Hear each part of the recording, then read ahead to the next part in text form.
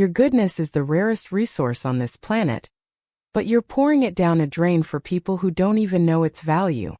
You think being kind to everyone is a sign of strength, but it's actually a sign of a lack of judgment.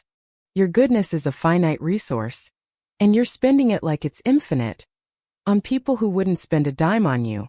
It's time to stop casting your pearls before swine. It's time to start being intentional with your heart. If you don't learn how to value your own goodness, no one else ever will. The problem is that you've been taught that goodness means boundless availability.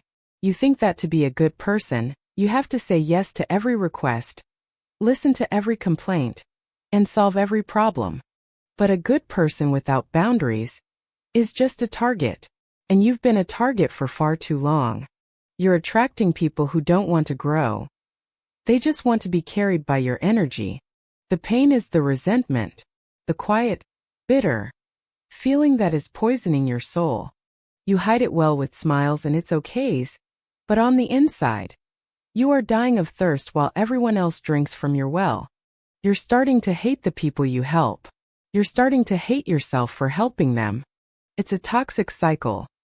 That is turning your beautiful goodness into a source of poison. One day, you realize that the reason you feel so unappreciated is because you've made yourself too common. The turning point happens when you realize that your goodness is a prize, not a participation trophy.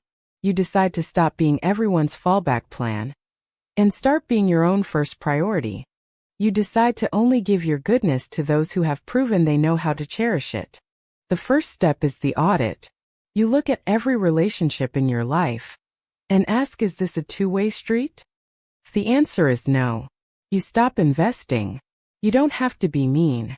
You just have to be absent. The second step is the gatekeeping.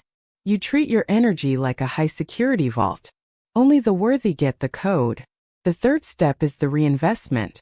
You take all that energy you were wasting on fixer-uppers and use it to build your empire. As you do this, your life will become quieter and more selective and infinitely more beautiful. The result is a life of quality over quantity.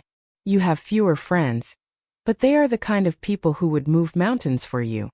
You wake up with energy because you aren't leaking it through 1,000 small unappreciated favors.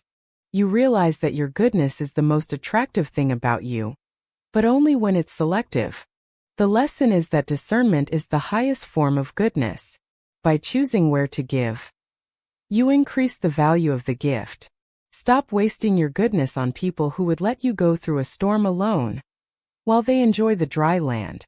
Save your pearls for the people who know how to build a necklace, not the ones who just want to crush them underfoot. Protect your light, so you have enough for the few who actually care to see you shine. Be the prize.